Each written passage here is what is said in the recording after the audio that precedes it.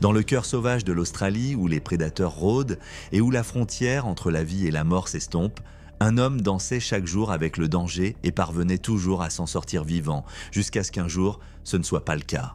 Avec ses shorts couleur kaki et son enthousiasme contagieux, Steve Irwin a changé la façon dont des millions de personnes percevaient le règne animal. Mais derrière les slogans et les rencontres audacieuses se cachait une mission profonde qui survivrait à l'homme lui-même.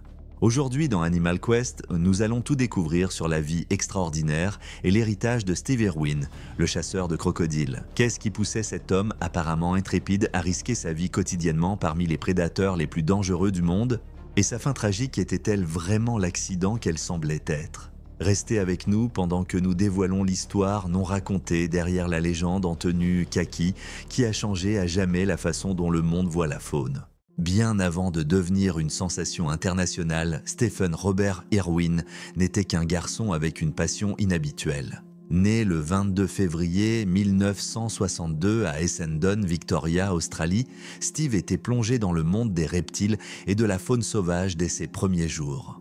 Ses parents, Bob et Lynn Irwin, étaient des passionnés de la faune qui ont fondé en 1960 le Biawa Reptile Park, qui est devenu plus tard le célèbre Australia Zoo. Le jeune Steve a reçu pour son 6e anniversaire un cadeau inhabituel, un python scrub de 3,6 mètres de long. À l'âge de 9 ans, il a commencé à manipuler des crocodiles sous la surveillance attentive de son père. Alors que d'autres enfants jouaient avec des jouets, le jeune Steve apprenait à lire le langage corporel de certains des prédateurs les plus dangereux de la planète. Une compétence qui lui sauverait la vie d'innombrables fois jusqu'à ce qu'elle ne le puisse plus. Ayant grandi dans le bush australien, Steve a développé une compréhension intuitive des animaux que peu de gens pouvaient atteindre. Il est devenu un avec la nature et les années formatrices, durant lesquelles il aidait les crocodiles, l'ont façonné en le défenseur de la nature qu'il est devenu plus tard. Son père a rejoint le programme de gestion des crocodiles de la côte Est qui se concentrait sur le déplacement des crocodiles s'approchant trop près des habitations humaines, plutôt que de les tuer. Cette approche axée sur la conservation a profondément influencé Steve, qui a ensuite rejoint le programme lui-même. Le conflit entre les crocodiles et les humains était quelque chose que les Irwin pensaient de pouvoir aider à atténuer. Ensemble, ils travaillaient à retirer les crocodiles des zones habitées avant que des conflits ne surviennent, évitant ainsi des dangers potentiels tout en protégeant les animaux. En tant que jeune homme, Steve a passé beaucoup de temps seul dans la nature sauvage australienne pour s'adapter à l'environnement et développer une compréhension plus profonde des crocodiles. Ces expéditions solitaires l'ont aidé à forger le lien avec la nature qui déterminerait son travail de toute une vie. Ces années dans la nature ont été formatrices, mais elles comportaient un danger constant. Un faux pas près d'un crocodile territorial pouvait signifier la mort instantanée. Pourtant, Steve prospérait dans cet environnement et développait une capacité presque surnaturelle à prédire le comportement des animaux, ce qui étonnerait plus tard les spectateurs du monde entier et rendrait son destin ultérieur d'autant plus choquant. 1991 devait être une rencontre fortuite qui changerait à jamais le cours de la vie de Steve. Une touriste américaine nommée Terry Rings visitait le parc animalier de la famille pendant des vacances en Australie. Ce qu'elle a vécu n'était pas seulement un homme qui manipulait des reptiles dangereux. C'était quelqu'un avec un profond respect pour tous les êtres vivants et une mission de les protéger. Terry, une naturaliste de Jean, Oregon, était immédiatement fascinée non seulement par le charisme de Steve, mais aussi par sa véritable passion pour la conservation. Leur connexion fut immédiate et puissante. En l'espace de quelques mois, ils se sont mariés et au lieu d'une lune de miel traditionnelle, ils ont passé leur temps à attraper des crocodiles ensemble. Ils ne se doutaient pas que ce début inhabituel mènerait à un partenariat de couple qui révolutionnerait la conservation de la nature et finirait par subir sa plus grande épreuve dans une tragédie. Leur passion commune pour la conservation formait une équipe impressionnante. Terry apportait des connaissances commerciales et des compétences organisationnelles qui complétaient l'approche pratique de Steve et son savoir encyclopédique sur la faune. Ensemble, ils transformèrent le petit parc familial de reptiles en un centre de conservation reconnu internationalement. Les premières années de leur mariage, ils passèrent à concilier les exigences de la gestion du parc animalier avec leur travail de conservation. Ils vivaient dans un petit appartement sur le terrain du zoo et réinvestissaient chaque dollar qu'ils gagnaient dans l'agrandissement de leurs installations et l'amélioration des soins aux animaux. Pendant cette période, Steve a poursuivi son travail dans le programme de gestion des crocodiles de la côte Est, où il emmenait souvent Terry lors de relocalisations dangereuses de crocodiles. Ces expériences ont renforcé leurs liens et approfondi leur engagement pour la protection de la faune australienne. Le chemin de Steve vers la reconnaissance internationale a commencé presque par hasard. Le producteur de films John Stanton cherchait dans le parc de reptiles des irwins des animaux pouvant être utilisés pour des publicités. Leur relation professionnelle a pris un tournant significatif en 1990 lorsque John avait besoin de quelqu'un pour réaliser une cascade dangereuse avec un crocodile pour une publicité de bière. La publicité nécessitait quelqu'un capable de saisir une canette de bière des mâchoires d'un crocodile. Une cascade dangereuse que Steve voulait réaliser lui-même volontairement. Cela marqua le début d'une amitié qui devait finalement propulser Steve sous les feux de la rampe mondiale. Reconnaissant que Steve possédait naturellement du charisme et des connaissances, Bob Irwin lui offrit une caméra vidéo. Steve commença à documenter ses aventures dans la nature, parlant souvent à la caméra comme s'il animait une émission de télévision. Dès le début, il avait une manière naturelle de se comporter avec la caméra et la traiter comme un compagnon lors de ses aventures. Steve a rassemblé ces séquences et les a données à John pour qu'il les examine. John était impressionné par ce qu'il voyait. C'était différent de tout ce qui passait à la télévision à cette époque. L'enthousiasme brut, la véritable connaissance et l'approche intrépide de la nature sauvage rendirent le visionnage captivant. Cela a conduit à la création de The Crocodile Hunter qui a été diffusé pour la première fois à la télévision australienne en 1996 avant d'être repris par le nouveau réseau Animal Planet du Discovery Channel.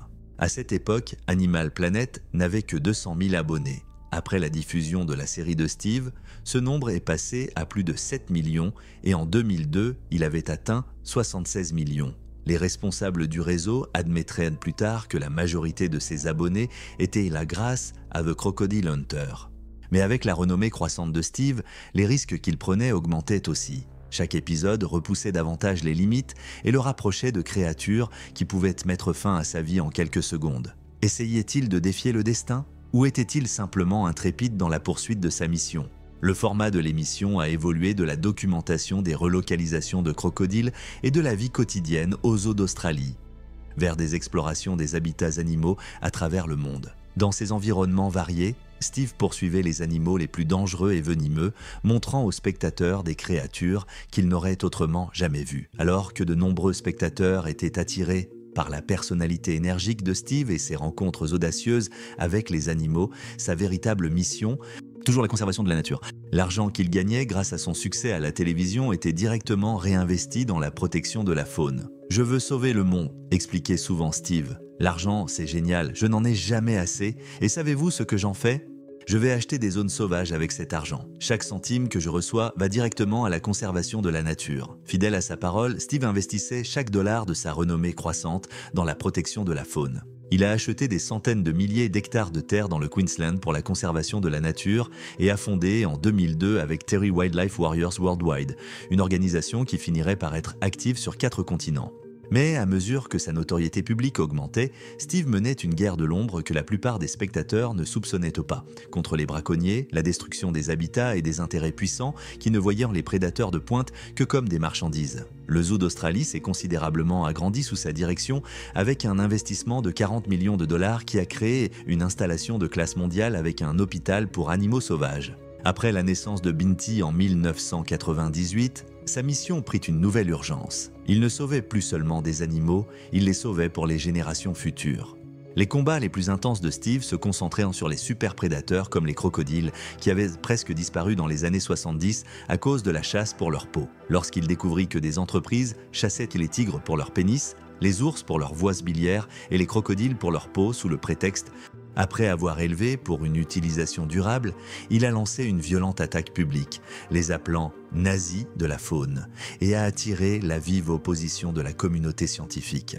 Son influence a atteint des sommets surprenants. Lorsque le territoire du Nord a proposé d'autoriser la chasse aux trophées de crocodiles, l'opposition de Steve a à elle seule contrecarré le plan. Le ministre de l'Environnement y a admis que, oui, il avait influencé ma décision.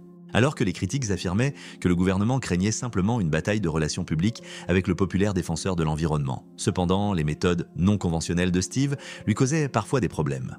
En 2004, une indignation mondiale a éclaté lorsqu'il a tenu le robot âgé d'1 mois tout en nourrissant un crocodile. Les services de protection de l'enfance ont ouvert une enquête, mais aucune accusation n'a été portée. Steve est resté défiant. « Je serais considéré comme un mauvais parent si je n'apprenais pas à mes enfants comment gérer les crocodiles. » Son approche pour filmer des animaux sauvages, traquer des animaux et provoquer des réactions a été critiquée par les traditionalistes.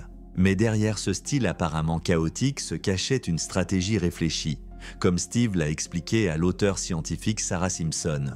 Cela les excite, ce qui m'aide à les instruire. Si nous pouvons enthousiasmer les gens pour les animaux, alors il sera sacrément plus facile de les sauver. Un biologiste spécialisé dans les venins, qui travaillait avec Steve, a raconté une conversation révélatrice.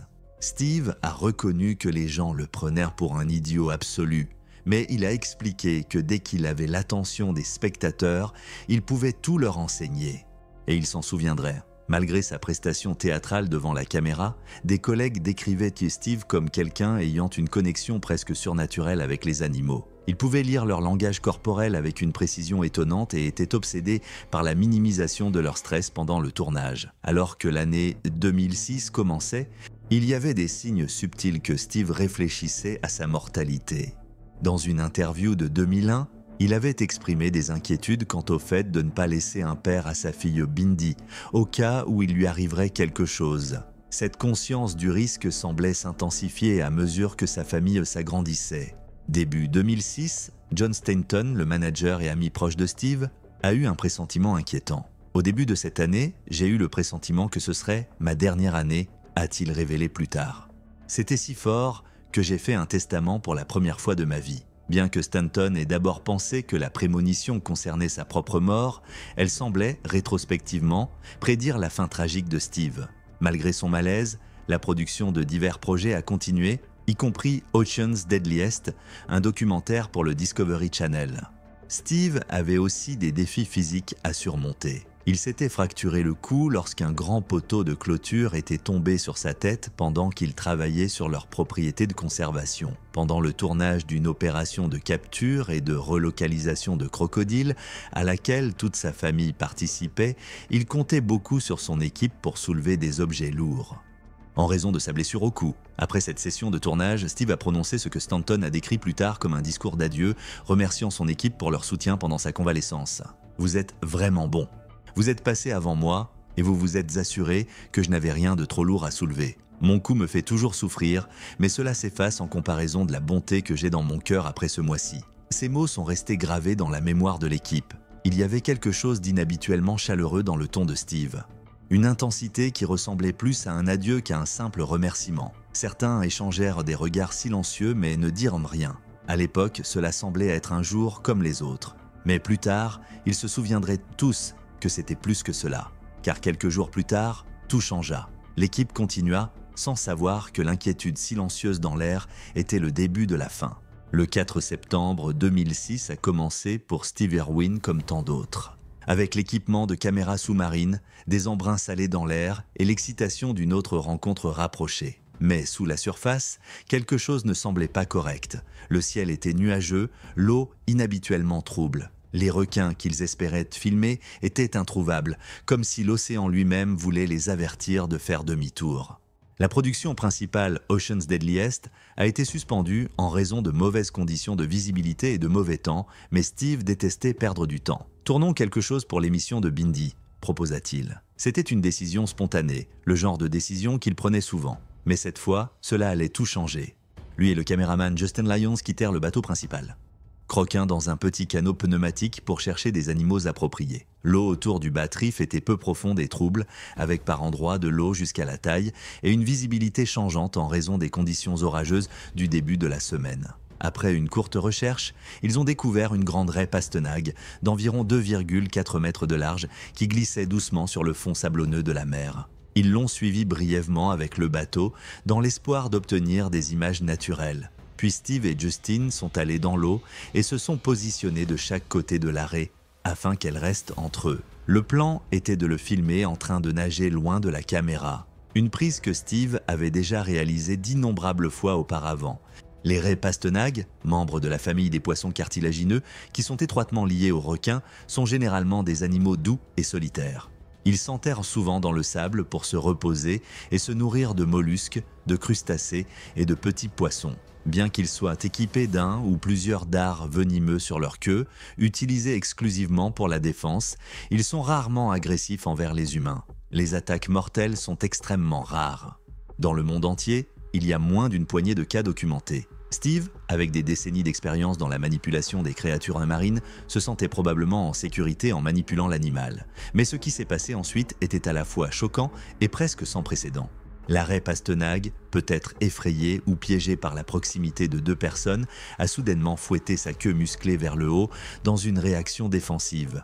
En quelques secondes, elle a donné plusieurs coups. Son dard dentelé, une épine durcie recouverte de tissu venimeux, a transpercé la poitrine de Steve et atteint son cœur. Les blessures étaient catastrophiques. Le caméraman Justin Lyons a décrit le mouvement plus tard comme des centaines de coups en quelques secondes. Justin a suivi l'arrêt avec sa caméra sans remarquer que quelque chose n'allait pas jusqu'à ce qu'il revienne vers Steve et le voie entouré d'un nuage de sang dans l'eau. Steve refit surface, luttant pour parler. « Ça a transpercé mon poumon », haleta-t-il. Mais alors que le sang coulait plus vite, un silence inquiétant tomba sur le bateau. Lyons se précipita vers Steve et maintint sa tête hors de l'eau. Le canot pneumatique les atteignit rapidement et les membres de l'équipage le tirèrent à bord, tandis que le sang s'écoulait de la blessure. Il m'a regardé dans les yeux et a dit « Je meurs ». C'était la dernière chose qu'il a dite, se souvint Justin. Il n'y avait rien que nous puissions faire. La RCP a été effectuée sans interruption pendant qu'ils se dirigeaient rapidement vers le rivage. Un hélicoptère les a rejoints, mais c'était trop tard. L'aiguillon de l'arrêt avait transpercé son cœur et causé de graves blessures internes.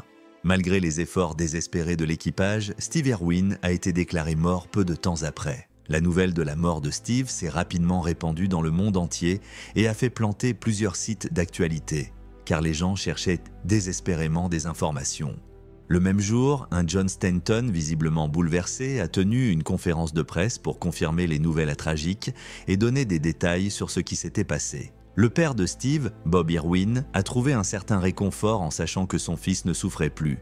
Steve connaissait les risques liés à la nature de son travail et il n'aurait pas voulu que ce soit autrement, a déclaré Bob. Il est certainement mort en faisant quelque chose qu'il aimait. Le Parlement australien a ouvert le jour après la mort de Steve pour que le Premier ministre John Howard puisse exprimer ses condoléances. Les drapeaux sur le Sydney Harbour Bridge ont été mis en berne pendant 2 jours pour rendre hommage. Howard a proposé des funérailles nationales, mais la famille Irwin a refusé, car elle pensait que Steve aurait préféré quelque chose de plus intime. Une cérémonie funéraire privée a eu lieu aux eaux d'Australie, où le corps de Steve a été enterré dans une zone inaccessible au public. Une cérémonie commémorative publique a également eu lieu, diffusée en direct dans le monde entier, avec environ 300 millions de téléspectateurs qui se sont connectés pour lui rendre un dernier hommage. Les images de la mort de Steve, capturées par la caméra de Justy en raison de la règle de Steve de toujours continuer à filmer, ont été remises à la police pour leur enquête. Après l'évaluation des images, les autorités ont constaté que Steve n'avait pas provoqué l'arrêt Pastenag et ont confirmé qu'il s'agissait en fait d'un tragique accident. John Stanton, qui avait vu les images, était fermement convaincu qu'elles ne seraient jamais rendues publiques.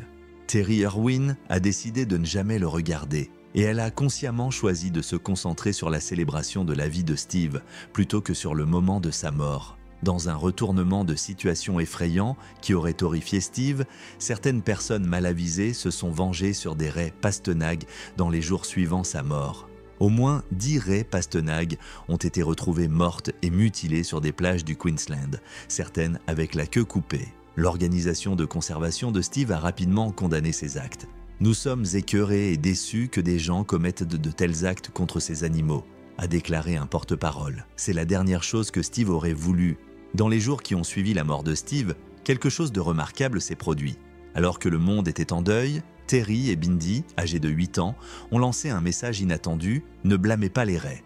J'encourage les gens à ne pas avoir peur des raies ou à les détester », a déclaré Terry aux journalistes alors que la nouvelle des raies mutilées aux plages du Queensland. Cet accident était tout simplement exceptionnellement unique. Bindi, qui montrait une sagesse bien au-delà de son âge, ajouta « Honnêtement, je n'ai aucune rancune contre les raies. Ils sont vraiment de magnifiques animaux. Papa les aimait. » Ce moment montrait tout l'engagement de la famille Irwin pour la mission de Steve. Même dans leur heure la plus sombre, la conservation de la nature était primordiale. Soudainement, à 42 ans, veuve avec 2 jeunes enfants, Terry faisait face à une décision impossible: se retirer de la vie publique ou poursuivre le travail de Steve. Elle a choisi la dernière option et a refusé des offres lucratives de vendre l'Australia Zoo, malgré les énormes défis financiers qui l'attendaient. Je pense que la plus grande réussite de Steve a été d'inspirer les gens à savoir qu'une seule personne peut faire une énorme différence, a réfléchi Terry. Maintenant, nous devons tenir bon et continuer. Ce qui s'est passé ensuite étonnerait même les fans les plus fidèles de Steve. Sous la direction de Terry, l'Australia Zoo non seulement a survécu, mais il a prospéré. En 2015, elle a acheté en plus 33 000 acres de terre pour la conservation et a créé un immense corridor faunique, exactement comme Steve l'avait rêvé. L'hôpital pour la faune du zoo d'Australie a maintenant traité plus de 90 000 animaux et est devenu l'un des hôpitaux pour la faune les plus fréquentés au monde. Mais la partie la plus extraordinaire de l'héritage de Steve n'était pas la terre ou les installations, c'était ses enfants. Lors de la cérémonie commémorative pour son père, Bindi, âgé de 8 ans, a prononcé un discours qui a ému des millions de personnes aux larmes. « Je ne veux pas que la passion de papa s'arrête jamais. Je veux aider les animaux menacés tout comme lui. » Elle a tenu sa promesse, de l'animation de Bindi the Jungle Girl jusqu'à la victoire à Dancing with the Stars. En 2015, Bindi a utilisé chaque plateforme pour promouvoir la conservation de la nature. Robert, qui n'avait que 2 ans à la mort de Steve, est devenu un photographe animalier remarquable et une personnalité de la télévision dont les apparitions dans The Tonight Show reflétaient l'enthousiasme contagieux de Steve. En 2018, la famille a reçu une étoile sur le Hollywood Walk of Fame en l'honneur de Steve. Ensemble, ils incarnèrent son rêve ultime, une famille unie dans la mission de protéger la faune. Mais peut-être le symbole le plus puissant de l'héritage durable de Steve est venu en 2021. Lorsque Bindi et son mari Chandler ont accueilli leur fille Grace Warrior Irwin Powell, une nouvelle génération de guerriers de la faune a commencé. Bien que Grace n'ait jamais rencontré son grand-père, Bindi dit qu'elle l'appelle Grandpa Crocodile et a déjà appris ses phrases célèbres. « Grace est si mignonne parce qu'elle me rappelle tellement papa », a partagé Bindi. Elle est simplement de la partie pour tout. Elle est fougueuse et fabuleuse. Les photos de Grace au zoo, interagissant avec les animaux sous une surveillance attentive, évoquent de forts souvenirs de la jeune Bindi avec son père. Un cercle qui se referme, un héritage qui est assuré. Pourtant, l'influence des Irwin va bien au-delà de leur famille. Wildlife Warriors, l'organisation de conservation que Steve et Terry ont fondée en 2002, est maintenant active dans le monde entier et soutient des projets allant de la conservation des tigres à Sumatra aux réserves pour éléphants en Inde. Leur approche incarne la vision de Steve de protéger non seulement des animaux individuels, mais aussi des écosystèmes entiers. La communauté scientifique reconnaît également les contributions de Steve au-delà de sa personnalité publique. Sa découverte d'une nouvelle espèce de tortue, qui a ensuite été nommée Elsieja irwini en son honneur, ses méthodes révolutionnaires de suivi des crocodiles et ses observations comportementales détaillées ont fourni des données précieuses qui continuent d'informer les efforts de conservation dans le monde entier. Lorsque nous regardons vers l'avenir, l'héritage des Irwin ne montre aucun signe de déclin. Le Crocodile Hunter Lodge, qui a ouvert en 2022, réalise le rêve de Steve d'immerger les visiteurs dans la conservation. Robert continue de se développer en tant que photographe animalier et présentateur de télévision. Et la petite Grace Warrior représente la prochaine génération d'une famille qui s'engage à changer la façon dont le monde voit et protège la faune. Près de 2 décennies après sa mort, l'influence de Steve reste profonde. Ses expressions sont entrées dans le lexique mondial. Ses méthodes de conservation ont été adoptées dans le monde entier et sa famille poursuit sa mission avec une dévotion inébranlable. Comme Terry l'a expliqué une fois, Steve disait toujours qu'il se moquait que les gens se souviennent de lui, tant qu'il se souvenait de son message. Ce message, qu'une personne peut faire une différence dans la protection de la précieuse faune de notre planète, n'a jamais été aussi pertinent. Grâce au travail continu de la famille Irwin, l'esprit des Wildlife Warriors continue de vivre et inspire des millions de personnes à prendre soin des créatures avec lesquelles nous partageons cette terre. Crikey, quel héritage!